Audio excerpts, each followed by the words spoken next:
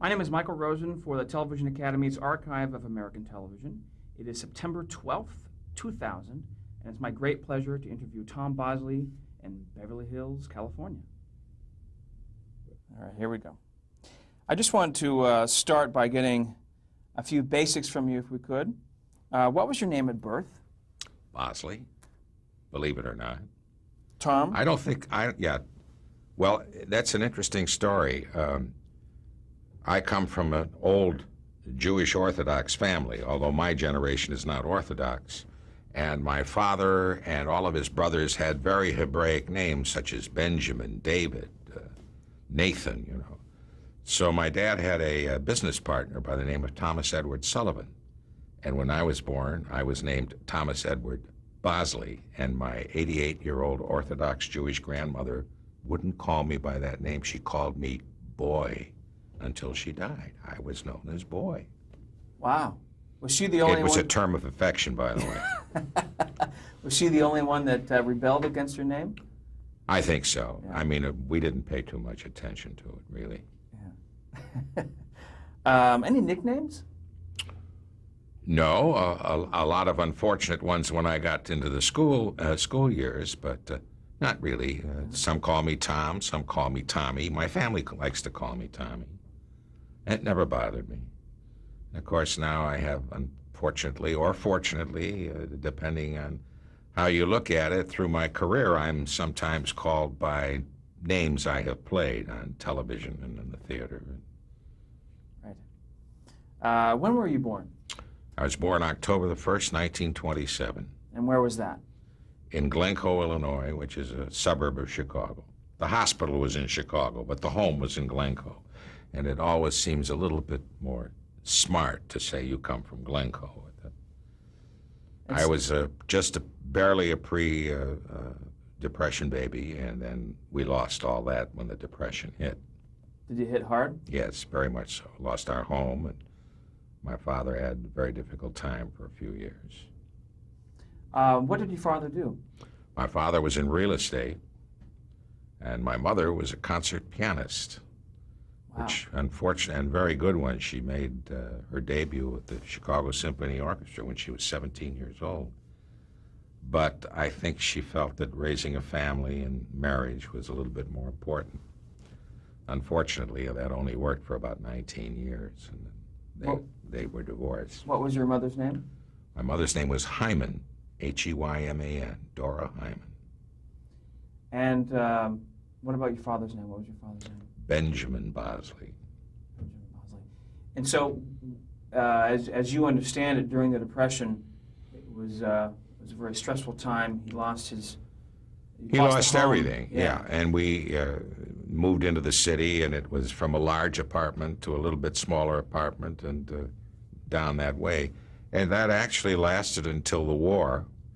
When the war broke out in Europe, my dad, who'd been in the First World War, some majestically and magic way was enlisted in the Army at the age of 52 years old. In order to do it, he found his old commanding officer from the First World War, and because of his experience in real estate, he came right out here to California and was building some of the Army bases up and down the coast. Was that common to have one person serve in two wars?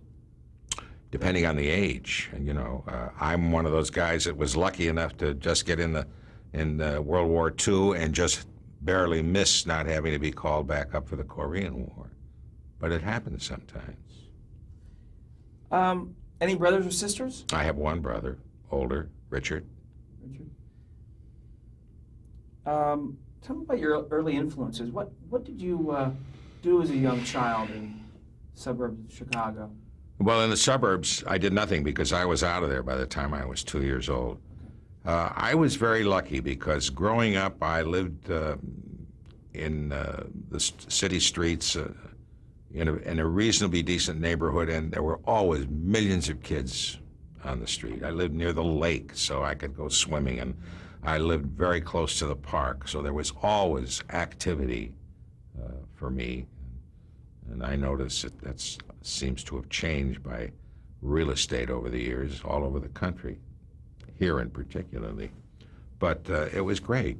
really was. What kind of activity specifically? Well, I played softball and I played football and did not excel in any of them, which was sort of a form of consistency. It was just all the right things that a kid growing up should do, both my brother and I.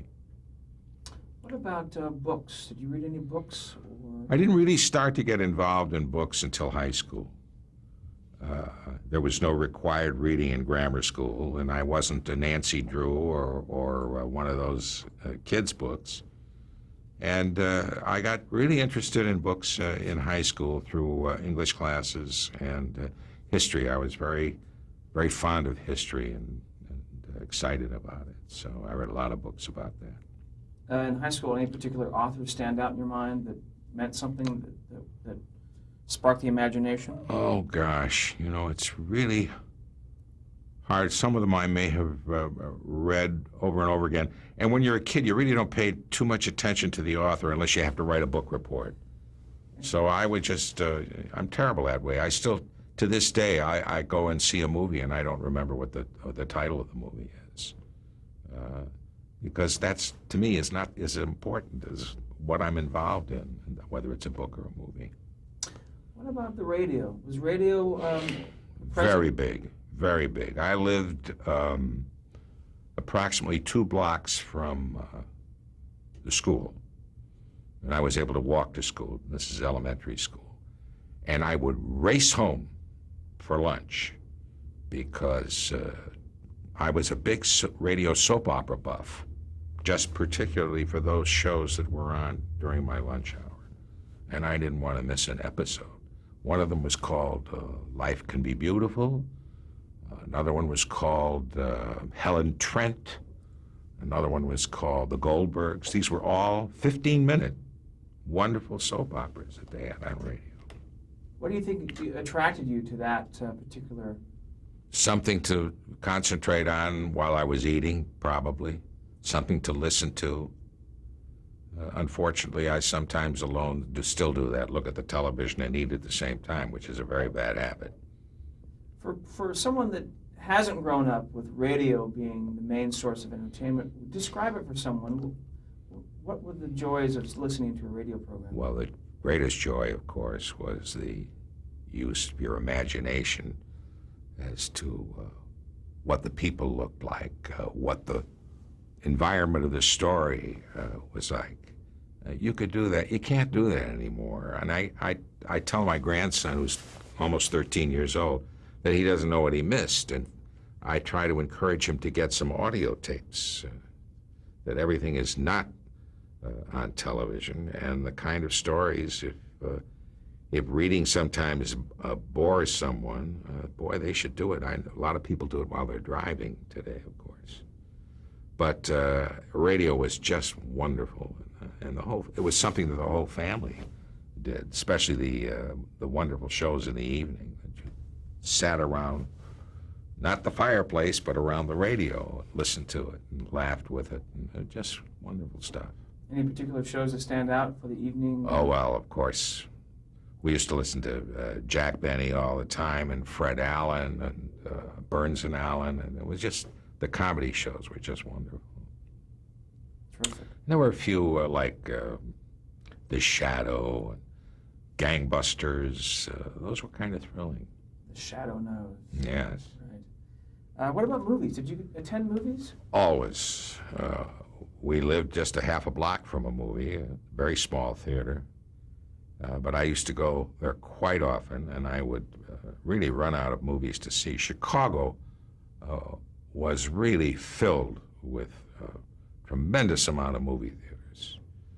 And I remember in my high school days, on weekends, if I wasn't going to be with friends, I would just have enough money to get on the streetcar and go to this one place where there was a theater on each side of the street, and I'd go to this one in the afternoon, then go have some supper, and then go to this one in the evening.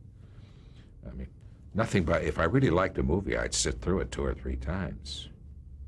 And it was exciting, really exciting. And the Saturday matinee was big then. Oh, yes, we had the serials, Jungle Jim, and the Westerns.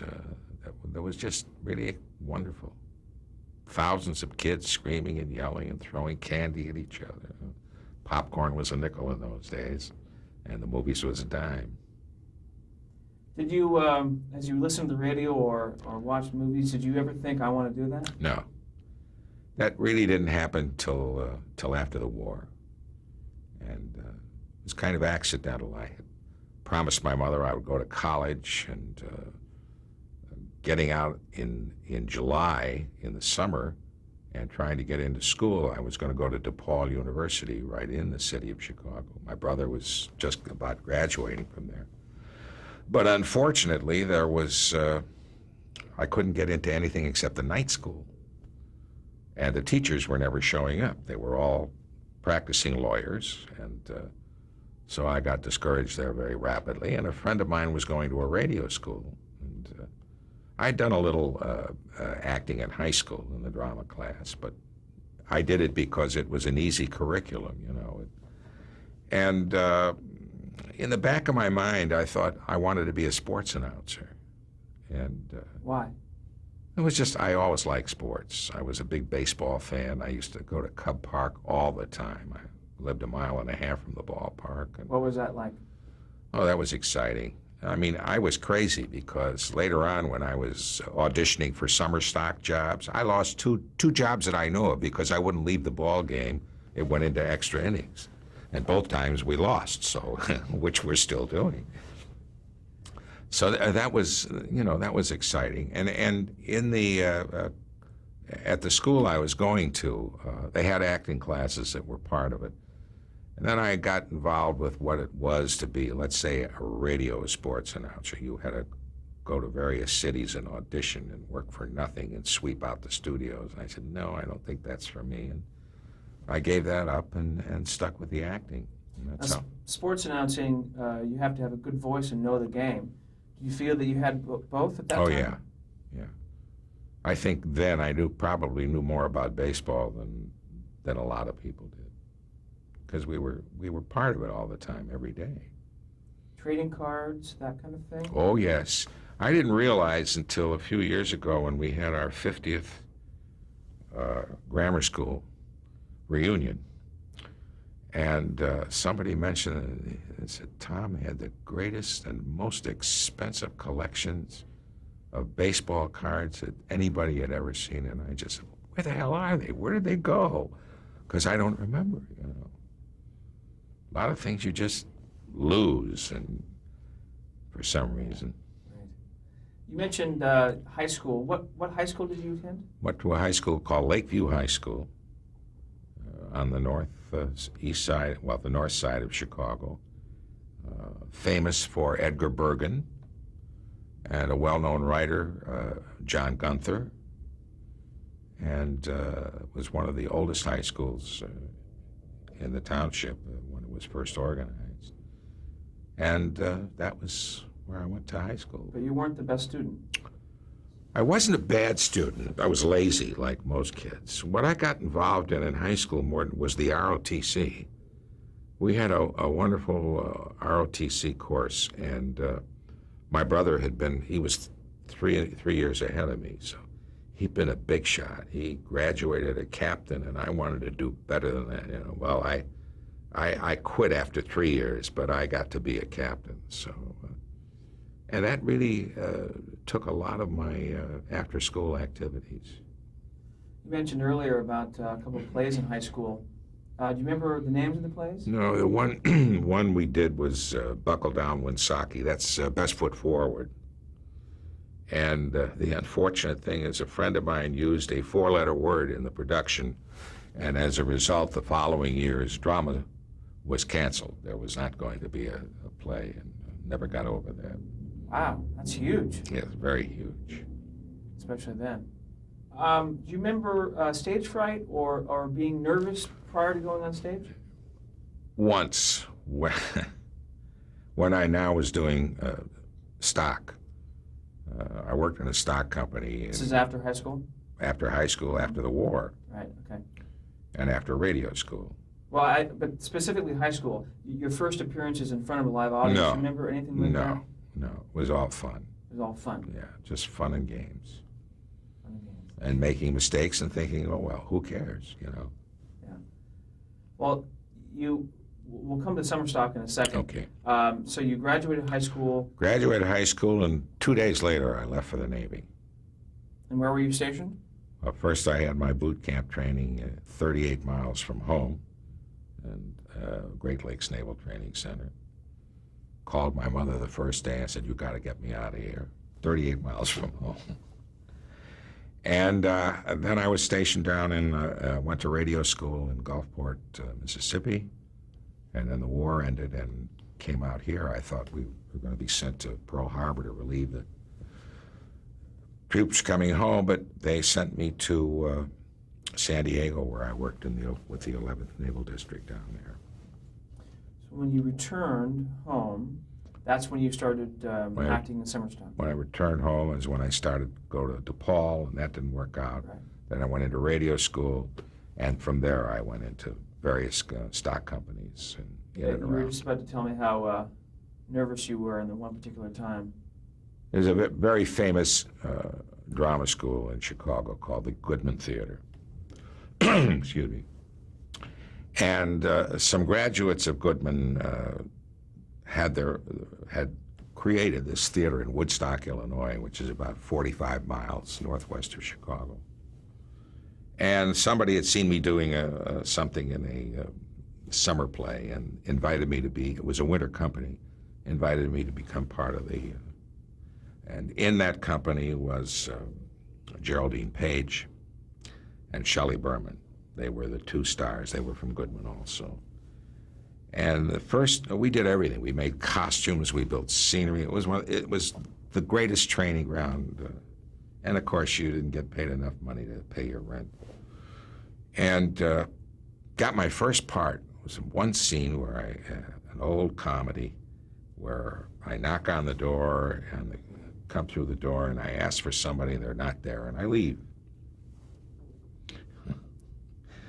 And this doesn't take place till the third act. And the minute the third act started, I'm walking back and forth behind the scenery, just running those 2 or 3 lines over and over and over. And all of a sudden, I hear dead silence on the stage.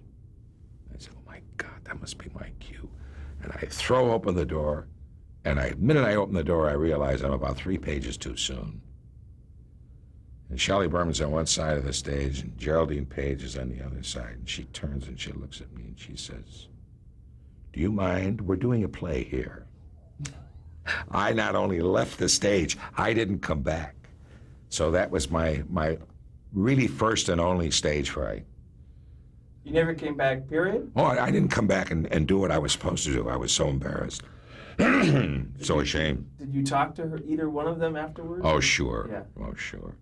And they She, of understood. course, was really one of the greatest actresses of all time. Yeah. For someone who doesn't know her, describe what she was like. Oh, God, she was capable of doing so many things, drama, comedy. And she really was in the production of Summer and Smoke that's rekindled off-Broadway in New York in the late 40s and early 50s. One of the really, truly great actresses of all time.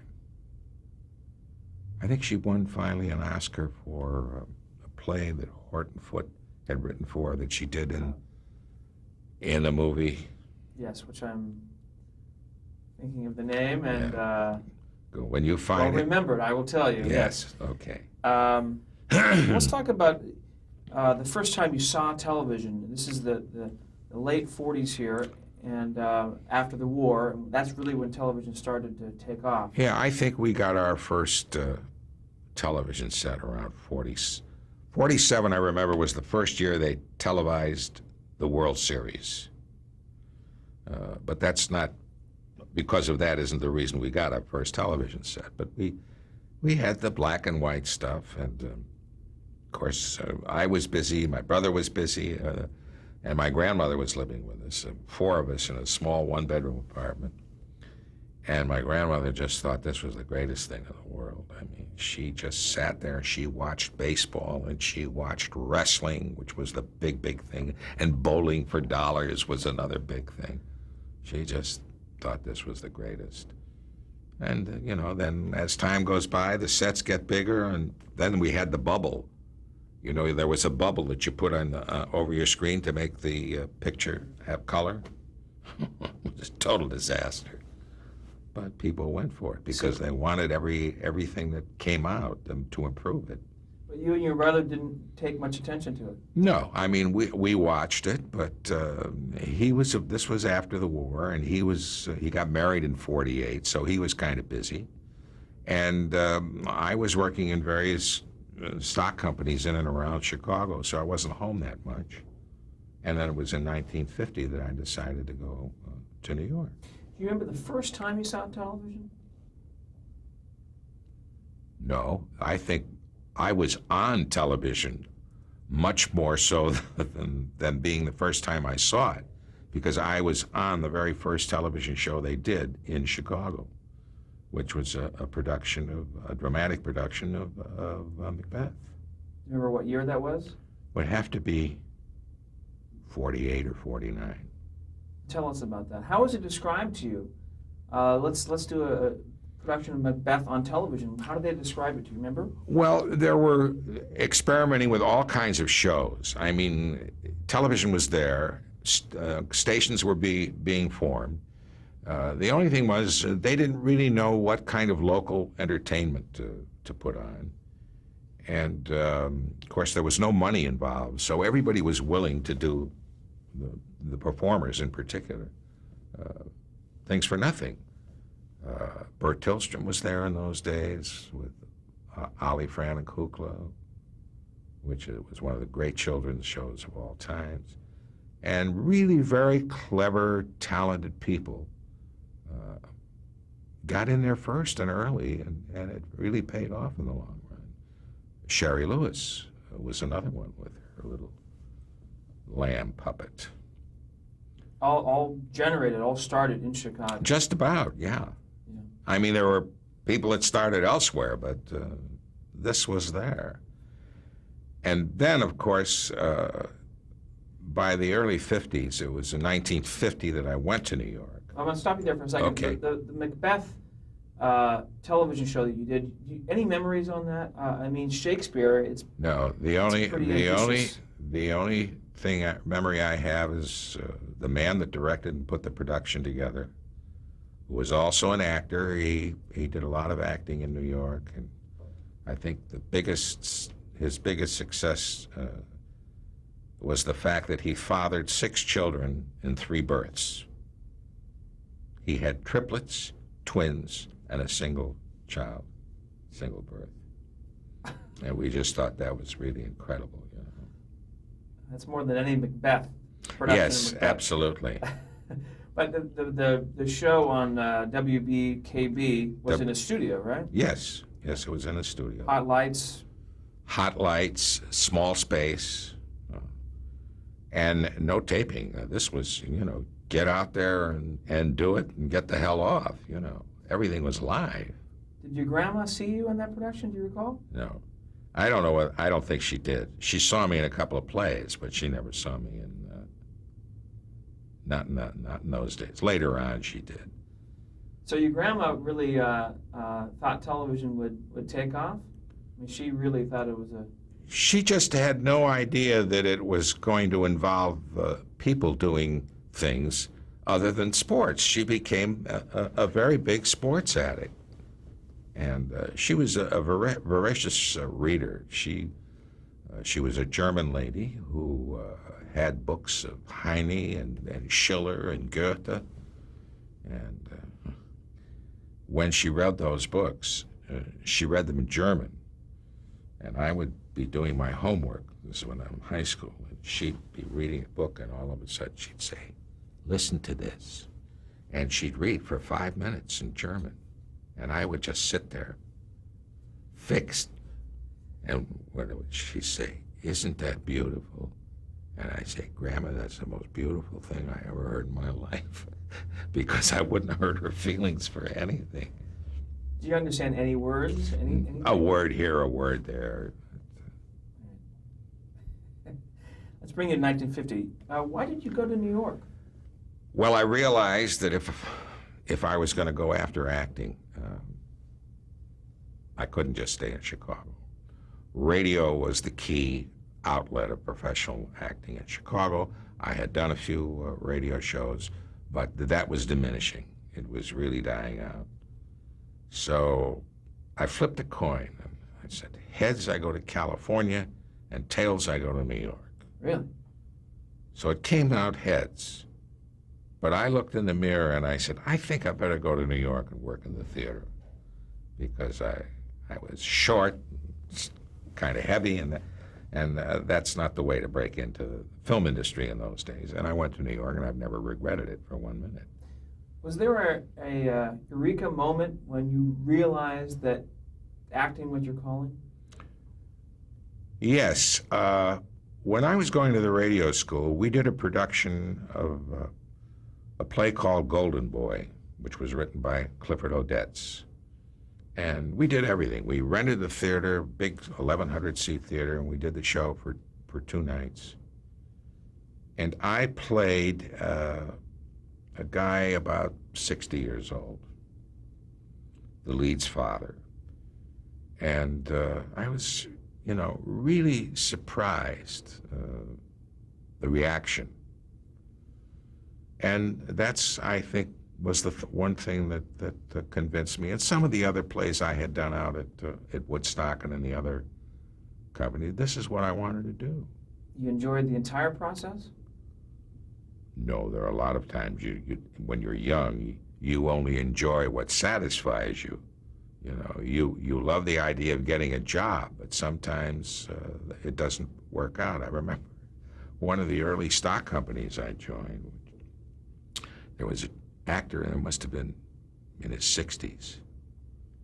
And he calls me over the very first day, and he says, do yourself a favor. He says, go to the producer and borrow a couple of $100 from him. I said, why? He says, never mind. He says, tell him your mother's sick, tell him anything, but get a couple of $100. So I kept pestering him. I said, I'm not going to do it unless you tell me why. And he says, well, he says, if we fold in a week, you're not going to see any of the money you got coming to you. And I guess that was the thinking of going back in the 30s, 20s and 30s, what doing stock was like, But I had made my decision, and I went to New York, and that's where it starts. We'll stop here and change tapes. Okay.